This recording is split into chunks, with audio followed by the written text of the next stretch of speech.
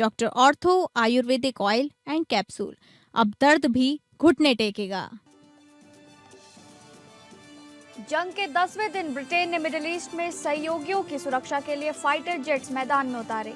Iran के राष्ट्रपति ने तुर्की से कहा, ईरान किसी भी पड़ोसी देश के खिलाफ कोई एक्शन नहीं लेगा। अफगानिस्तान पर हमलों को लेकर भारत सख्त, यूएन में लगाई पाकिस्तान को लताड़, कहा निर्दोषों को मारा जा रहा। ईरान इजरायल युद्ध के बीच तेल गैस संकट के मद्देनजर केंद्र ने किया आवश्यक वस्तु अधिनियम लागू। प्राकृतिक गैस की आपूर्ति और रसोई गैस की किल्लत कम करने के लिए एहतियाती कदम।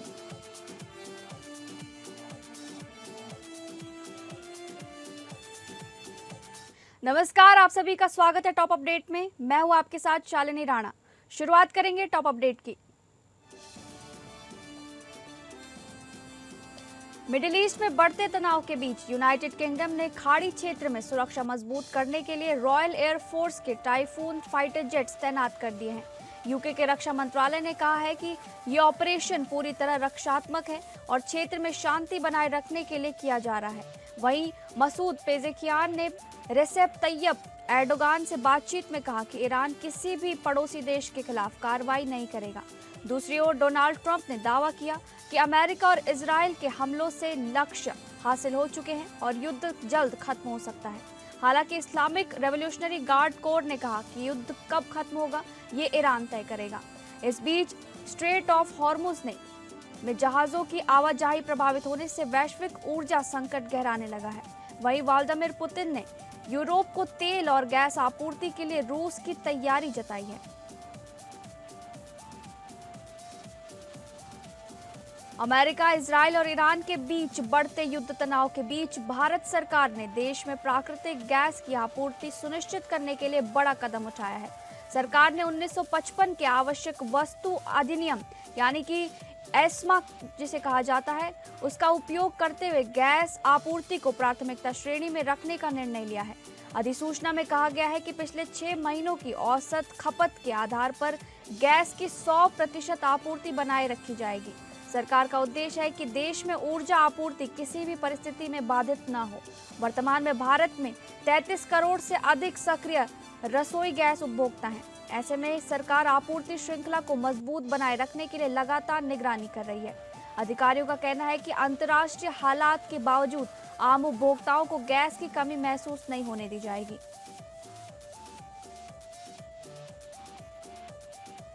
संयुक्त राष्ट्र में भारत ने अफगानिस्तान की स्थिति पर गंभीर चिंता जताते हुए पाकिस्तान की ओर से किए गए हवाई हमलों की कड़ी निंदा की है। संयुक्त राष्ट्र में भारत के स्थायी प्रतिनिधि पर्वतनेई हरीश ने कहा कि अफगानिस्तान की जमीन पर हुए ये हमले अंतर्राष्ट्रीय कानून, संयुक्त राष्ट्र चार्टर और किसी भी देश की संप्रभुता का स्पष्ट उल्लंघन है। उन्होंने बताया कि United Nations assistance mission in Afghanistan की रिपोर्ट के अनुसार 6 मार्च 2026 तक इन हमलों में 185 निर्दोष लोगों की मौत हो चुकी है, जिनमें करीब 55% महिलाएं और बच्चे शामिल हैं। भारत ने कहा कि इन हमलों के कारण 1 लाख से ज्यादा लोग विस्थापित भी हुए हैं। भारत ने सभी पक्षों से अंतर्राष्ट्रीय और मानवीय कानूनों का पालन करने की अपील करते हुए आम नागरिकों की सुरक्षा सुनिश्चित करने पर जोर दिया। साथ ही भारत ने कहा कि पवित्र रमजान के दौरान निर्दोष लोगों पर हमले करना गंभीर चिंता और पाखंड का विषय है।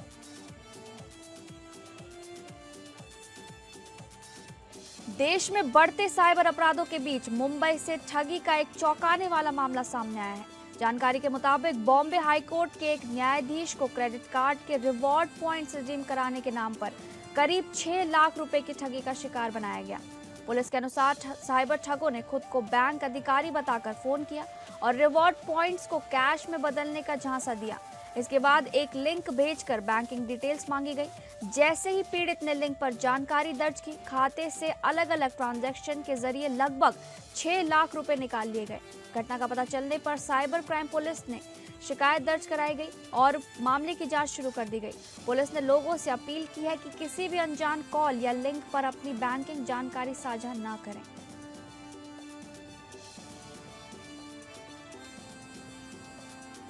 पुष्कर सिंह धामी के नेतृत्व वाली उत्तराखंड सरकार ने वित्तीय वर्ष 2026-27 के लिए 1,11,703 करोड़ रुपए से अधिक का बजट पेश किया है। राज्य की रजत जयंती वर्ष में पेश इस बजट को विज्ञान यानी value based, innovation driven, good governance, youth powered, accountability और नया उत्तराखंड की थीम पर तैयार किया गया है। बजट में बुनियादी ढांचे, स्वास्थ्य और सामाजिक सुरक्षा पर विशेष जोर दिया गया है। लोक निर्माण विभाग को करीब 2,501 करोड़ और पेयजल विभाग को लगभग 1,827 करोड़ रुपए का प्रावधान किया गया है। वहीं ग्रामीण विकास और ऊर्जा क्षेत्र को भी बड़ा बजट आवंटित कर विकास कार्यों को गति देने की योजना है। शिक्षा क्षेत्र के साथ साथ अटल आयुष्मान उत्तराखंड योजना के लिए 600 करोड़ रुपए का प्रावधान किया गया है। इसके अलावा नारी सशक्तिकरण, आपदा प्रबंधन, खेल और युवा विकास को भी बजट में प्राथमिकता दी गई है।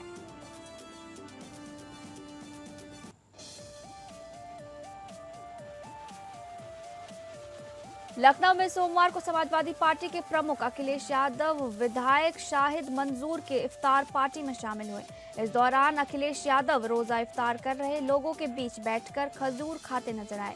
कार्यक्रम में मौजूद लोगों में उनके साथ सेल्फी लेने की होड़ भी देखने को मिली। इसी दौरान अखिलेश ने एक व्यक्ति से मुस्कुराते हुए पूछा कि फोटो अच्छी आ रही है या नहीं। इफ्तार पार्टी में खालिद राशिद फरंगी महाली भी मौजूद रहे। कार्यक्रम में सपा नेताओं के साथ साथ कई धर्मगुरु, सामाजिक और राजनीतिक हस्तियां भी शामिल हुई। इससे पहले विधायक शाहिद मंजूर ने गुलदस्ता और शॉल भेजकर अखिलेश यादव का स्वागत किया।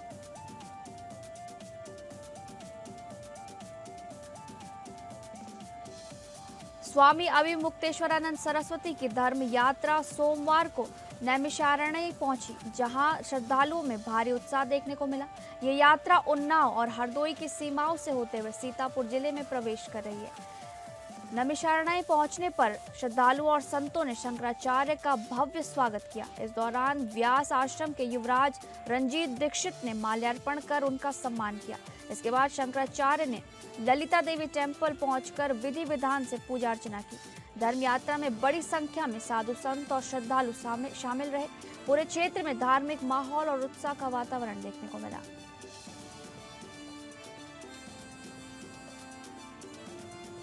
उत्तर प्रदेश के हरदोई के माधोगंज में मीडिया से बातचीत के दौरान स्वामी अभिमुक्तेश्वरानंद सरस्वती ने कहा कि भारत की कुछ आंतरिक कमियों के कारण अंतर्राष्ट्रीय मंच पर देश कमजोर दिखाई देता है।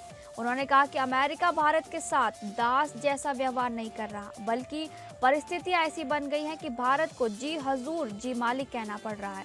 माघ मेले में मौनी अमावस्या के दिन साधु संतों पर हुए लाठीचार्ज को लेकर भी उन्होंने नाराजगी जताई। उन्होंने कहा कि दंडी सन्यासियों और ब्रह्मचारियों पर लाठीचार्ज बेहद गंभीर विषय है।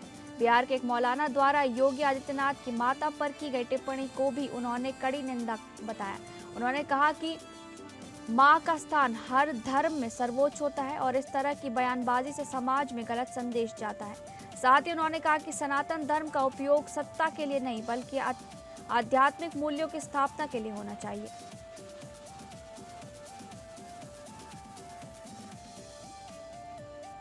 उत्तर प्रदेश के बिजनौर में प्रशासन ने अवैध कॉलोनियों के खिलाफ बड़ी कार्रवाई करते हुए दर्जन भर निर्माणों पर बुलडोजर चला दिया है। जानकारी के अनुसार जिला प्रशासन के निर्देश पर सदर एसडीएम ऋतु चौधरी ने टीम के साथ करीब 6 से 7 घंटे तक लगातार अभियान चलाया। कार्रवाई चांदपुर रोड, सिरधनी रोड और बख्शीवाला के जोधूवाला रोड स्थित क्षेत्र में की गई, जहां लेआउट पास न होने के कारण कॉलोनियों को अवैध घोषित किया गया था। बुलडोजर से मुख्य गेट, सड़कें, बाउंड्री वॉल और 4 दीवारी को ध्वस्त कर दिया गया। इस कार्रवाई के बाद अवैध कॉलोनियों के कारोबार से जुड़े प्रॉपर्टी डीलरों में हड़कंप मच गया है। प्रशासन का कहना है कि बिना अनुमति विकसित की गई कॉलोनियों पर आगे भी सख्त कार्रवाई जारी रहेगी। वहीं इन कॉलोनियों में प्लॉट खरीदने वाले लोगों की चिंता भी बढ़ गई है।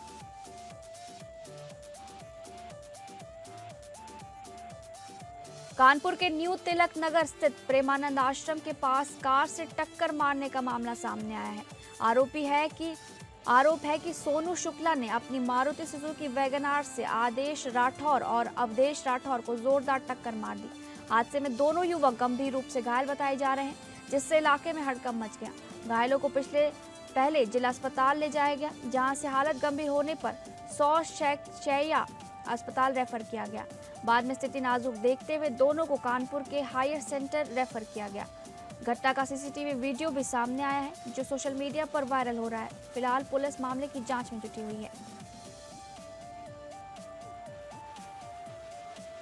कानपुर के कोतवाली क्षेत्र में सोमवार को मानवता की एक प्रेरणादायक मिसाल देखने को मिली।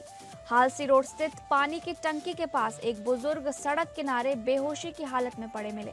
वहां से गुजर रहे एक कलमकार की नजर उन पर पड़ी तो उन्होंने तुरंत डायल 112 पर सूचना दी। सूचना मिलते ही मौके पर पहुंचे सिपाही ओम प्रकाश ने बिना देरी किए बुजुर्ग को उठाकर इलाज के लिए अर्सला हॉस्पिटल पहुंचाया।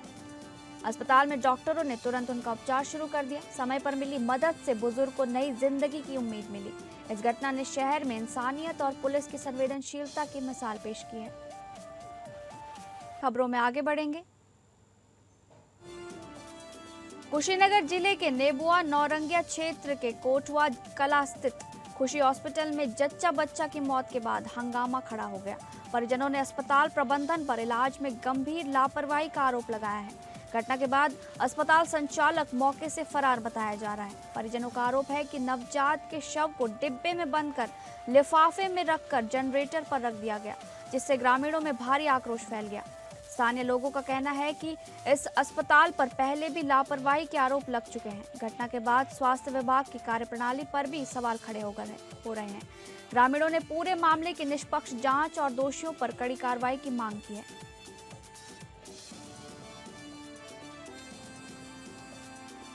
उत्तर प्रदेश के कुशीनगर जिले के हाटा कोतवाली क्षेत्र के संखापार माफी गांव के पास उस समय हड़कंप मच गया जब खेत में एक पेड़ से अज्ञात युवक का शव लटका हुआ मिला। शव मिलने की खबर फैलते ही मौके पर बड़ी संख्या में ग्रामीणों की भीड़ जुट गई। स्थानीय लोगों ने युवक की हत्या कर शव को पेड़ से लटकाए जाने की आशंका जताई है। सूचना मिलते ही पुलिस मौके पर पहुंची और घटना स्थल का निरीक्षण करते हुए जांच शुरू कर दी गई। पुलिस आसपास के लोगों से पूछताछ कर युवक की पहचान करने की कोशिश कर रही है। साथ ही शव को पोस्टमार्टम के लिए भेजने की तैयारी की जा रही है। फिलहाल घटना को लेकर इलाके में तरह तरह की चर्चाएं चल रही हैं और पुलिस मामले के हर पहलू से जांच कर रही है।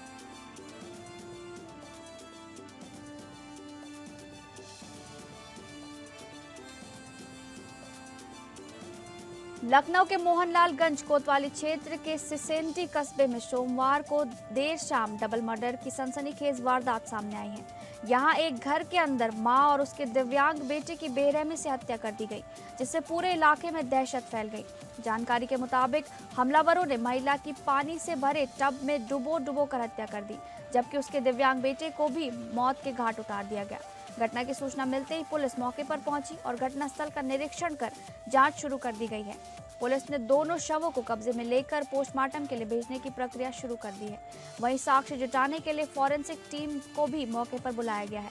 फिलहाल पुलिस आसपास के लोगों से पूछताछ कर हत्या के पीछे की वजह तलाशने में जुटी हुई है।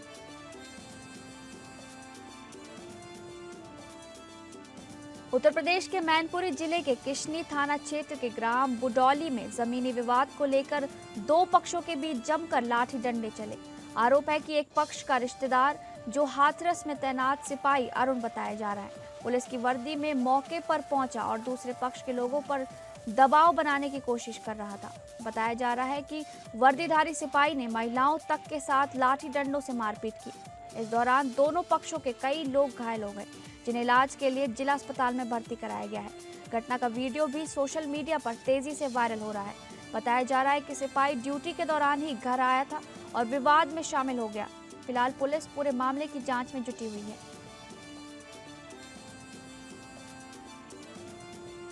मध्यपुर में जारी युद्ध जैसे हालात के बीच कई जगहों पर मिसाइल हमलों से तनाव बना हुआ है। इसी दौरान बॉलीवुड अभिनेत्री उर्वशी रौतेला भी कुवैत में फंस गई थी। बताया जा रहा है कि ईरान पर इजराइल और यूनाइटेड स्टेट्स के हमलों के बाद पूरे मध्यपुर में हालात बेहद तनावपूर्ण हो गए थे। इसी बीच कई स्थानों पर मिसाइलें दागे जाने की खबरें भी सामने आई। ऐसे हालात में उर्वशी रौतेला किसी तरह सुरक्षित वहां से निकलकर भारत लौट आई हैं। उन्होंने सामाजिक माध्यमों पर अपनी आपबीती साझा करने पर उस दौरान के डर और तनाव का जिक्र किया। उर्वशी ने बताया कि युद्ध जैसे माहौल के बीच वहां रहना बेहद भयावह अनुभव रहा। हालांकि अब उनके सुरक्षित लौटने से उनके प्रशंसकों ने राहत की सांस ली है। प्रसिद्ध फिल्म लेखक और अभिनेता सलमान खान के पिता सलीम खान पिछले 3 सप्ताह से लीलावती हॉस्पिटल में भर्ती हैं। अचानक तबीयत बिगड़ने के बाद उन्हें अस्पताल में भर्ती कराया गया था, जहां जांच में हल्का मस्तिष्क रक्तस्राव और रक्त के थक्के बनने की समस्या सामने आई थी। शुरुआती दिनों में उनकी हालत गंभीर होने के कारण उन्हें कृत्रिम श्वसन सहायता पर रखा गया था। हालांकि डॉक्टरों की निगरानी और इलाज के बाद अब उनकी सेहत में लगातार सुधार बताया जा रहा है। अस्पताल के वरिष्ठ चिकित्सक जलील पारकर की देखरेख में उनका उपचार चल रहा है। सूत्रों के अनुसार यदि स्वास्थ्य इसी तरह बेहतर रहा तो आने वाले कुछ दिनों में उन्हें अस्पताल से छुट्टी मिल सकती है। इसके बाद वे अपने घर गैलेक्सी अपार्टमेंट लौट सकते हैं। अभिनेता आमिर खान की चर्चित स्पोर्ट्स ड्रामा फिल्म सितारे जमीन पर अब OTT मंच पर आने के लिए तैयार है। 20 जून 2025 को सिनेमाघरों में प्रदर्शित हुई इस फिल्म में अभिनेत्री जेनेलिया डिसूजा भी अहम भूमिका में नजर आई थी। दर्शक लंबे समय से इसकी OTT रिलीज का इंतजार कर रहे थे, जो अब समाप्त होने जा रहा है। फिल्म को पहले एक विशेष मॉडल के तहत वीडियो मंच पर शुल्क देकर देखने के लिए जारी किया गया था। अब करीब 9 महीने बाद ये फिल्म आधिकारिक रूप से OTT मंच सोनी लिव पर प्रसारित की जाएगी। मंच ने अपने आधिकारिक सामाजिक माध्यम के माध्यम से इसकी जानकारी साझा की है। ऐसे में दर्शक जल्द ही घर बैठे इस फिल्म का आनंद ले सकेंगे।